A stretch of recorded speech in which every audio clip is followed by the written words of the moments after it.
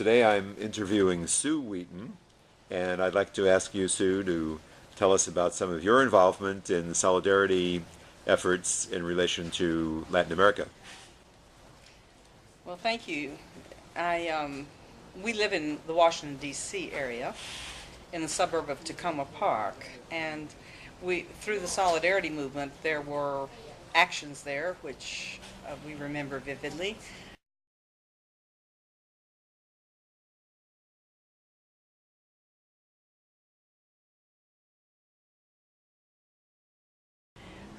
We proceeded to have demonstrations in the yard of one of our neighbors who happened to work at the State Department on the Latin American desk at the time when aid to El Salvador was flowing.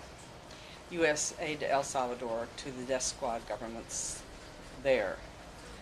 We had begun earlier demonstrating in the yard of this man, a political appointee, who was overseeing the policy regarding El Salvador at the State Department.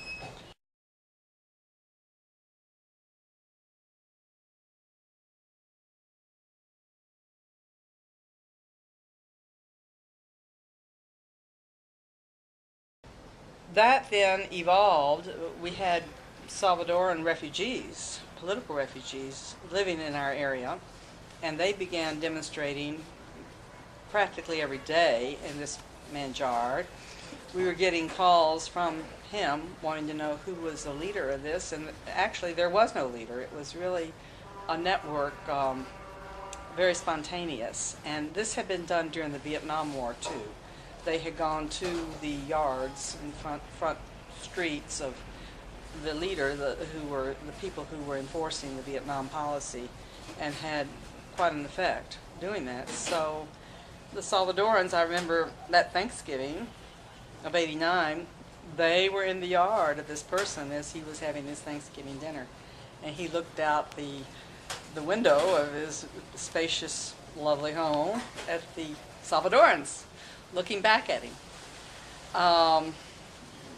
Then we went on after that. It got to be toward Christmas, and the demonstrations had continued, and we, I remember, took a poinsettia to his door with a note saying my favorite quote. Well, this was my idea. So it's James Baldwin, the great American writer James Baldwin, who said, "Those who refuse to face reality invite their own destruction, and one who insists on a state of innocence long after innocence is dead turns himself into a monster." And we said, we don't want that to happen to any of us in our note to this person.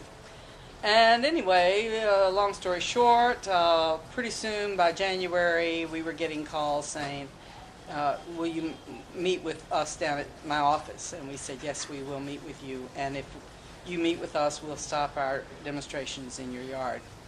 So we did. We took people who had just been in El Salvador and have witnessed, very recent witnesses to some massive killings and terrorizing that had gone on there. And they described that in great detail. We felt it had an impact on not only him, but he had brought into that meeting the head of the El Salvador desk at the State Department.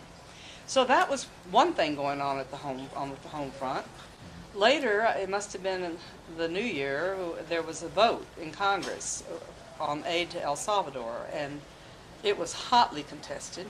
I went by that evening to watch the vote after work and was sitting up in the Senate gallery applauding Senator Leahy from Vermont, who was saying eloquently, the people of Vermont do not like this policy. And I'm thinking, good for the people of Vermont. They've really gotten through.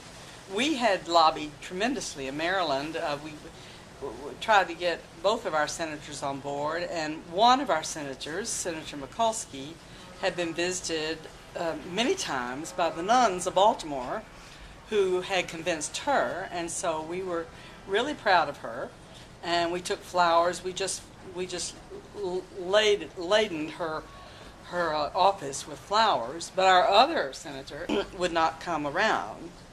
So we visited him in maybe 150 strong, and let him know that this was something we were not going to stand for, this continued aid. So that, and we took the pictures of the murdered Jesuits right up and put them right in his face and said, this cannot continue. You know, we're not going to stand by like good Germans while this is going on. It's got to stop. So then the vote came, and as I was sitting watching in the gallery, some young men burst forth from one of the doors and said, "We're Vietnam veterans, no more blood money for death squad government in El Salvador." And I just spontaneously clapped and said, "Right on," very loud, but I didn't even stand up. And they were arrested, and I was arrested, and I was taken down to the Capitol paddy wagon. I was a woman, so I had my own paddy wagon, and they were men, so they had their paddy wagon. And there we sat till about 11 o'clock at night, me protesting. I had children alone at home. I had to go, but I was not going to be quiet about this, and blah, blah, blah. And an interesting story, the detective who arrested me was stony-faced and silent until finally he said he would let me call my children. And I told my 10-year-old daughter how to scramble eggs, and she was protesting that I had promised Chinese food when I got home. And she was not going to hear of anything but. So when we hung up, Detective Kelly said, "Look, I have kids. Do you mind if I call your daughter?" And I said, "Be my guest. Go ahead if you can make make sense with her." And I'm handcuffed in the meantime down in the Capitol Police Station. And so he calls and he says, "Rebecca, this is Detective Kelly. Now, you do what your mother tells you to do, because she means well. She did what she thought was right. Now you do what she says. Do you understand?" And then he hung up.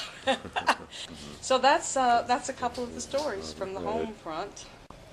Now, Sue, was there any significant reduction in U.S. military aid to the government of El Salvador, especially military aid, as a result of your activities and protests?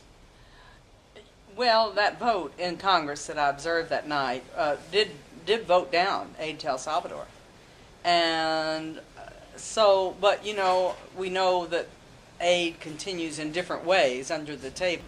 But the appropriation was definitely cut.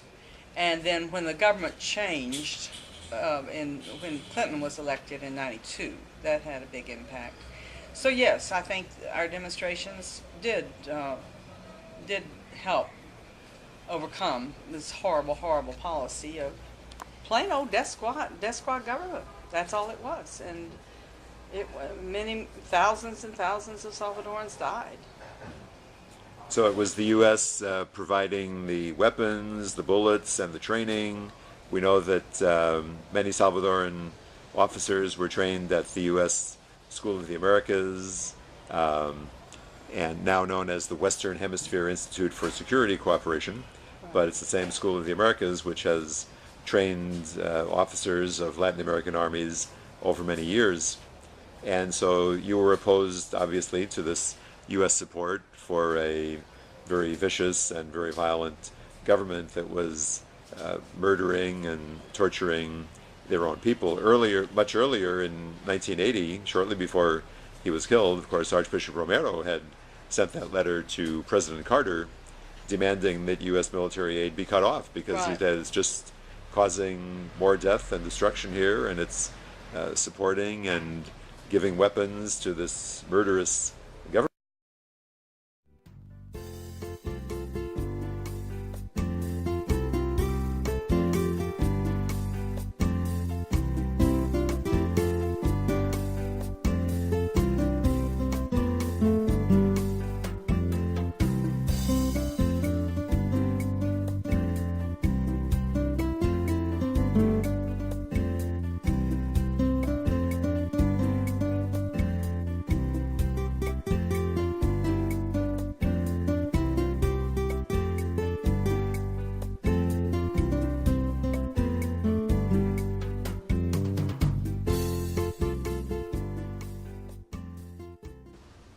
Father Ignacio Echecorria was the rector or president of the UCA, the Universidad Centroamericana, Central American University in San Salvador, and he was the main target, actually, of the assassination, the raid on the Jesuits' house there at the university. In fact, the order came down from the upper echelons of the Salvadoran army to kill Ellacuría and leave no witnesses.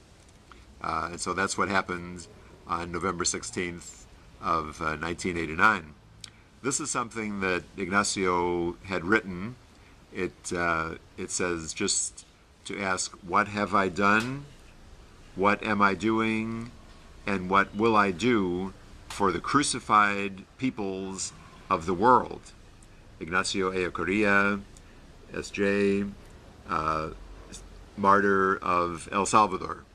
This is an interpretation of what we find in the spiritual exercises of St. Ignatius, where St. Ignatius has the person making a retreat ask, what have I done, what am I doing, and what will I do, or what should I do for Christ crucified?